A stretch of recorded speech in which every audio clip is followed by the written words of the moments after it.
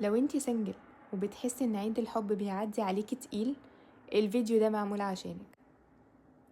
كل سنة في اليوم ده السوشيال ميديا تتحول لبحر قلوب حمراء، ورد وهدايا، بوستات حب، صور ايدين ماسكة بعض، ويمكن جواكي صوت صغير بيقول هو انا ناقصة حاجة؟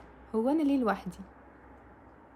بس خليني اقولك حاجة بصدق، كونك سنجل مش معناه انك غير مرغوبة، ولا معناه ان فيكي عيب، ومش معناه انك متأخرة عن حد. احيانا السنجل مش حالة انتظار، السنجل مرحلة اعداد، مرحلة بتبني فيها نفسك، بتعرفي انت مين فعلا، بتتعلمي تحبي حياتك قبل ما حد يدخلها. اللي مستعجلة على علاقة علشان تهرب من الوحدة ممكن تلاقي نفسها في علاقة أسوأ من الوحدة، لكن اللي بتستحمل فترة الهدوء، اللي بتشتغل على نفسها، اللي بتختار بعقل مش باحتياج، دي لما تختار بتختار صح.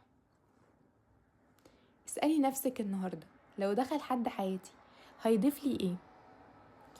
ولو انا بس عايزة اي حد يملأ الفراغ؟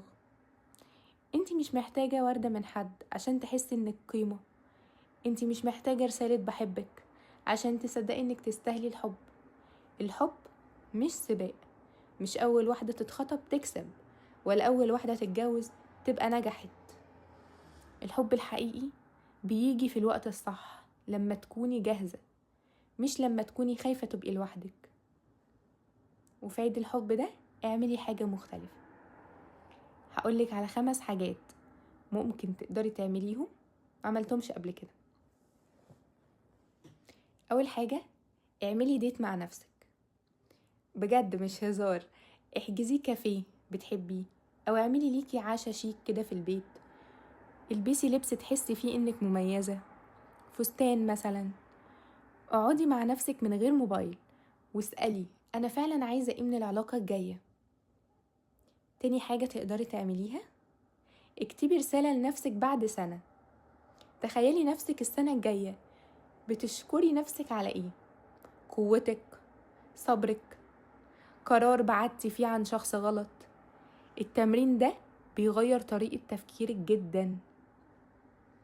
تالت حاجة تقدري تعمليها، دلعي نفسك بهدية رمزية، مش لازم تكون غالية، ممكن تشتري كتاب، عطر، ورد، شمعة، روج، مانيكير، اي حاجة انت بتحبيها. الفكرة انك تعلمي عقلك انك تستاهلي الاهتمام حتى لو مفيش حد بيقدمه ليكي. رابع حاجة، اعملي تنظيف عميق عاطفي. امسحي اي صور او رسائل بتوجعك، اعملي انفولو لاي حد بيستفز مشاعرك. عيد الحب مش بس احتفال، ممكن يكون بداية صفحة انضف.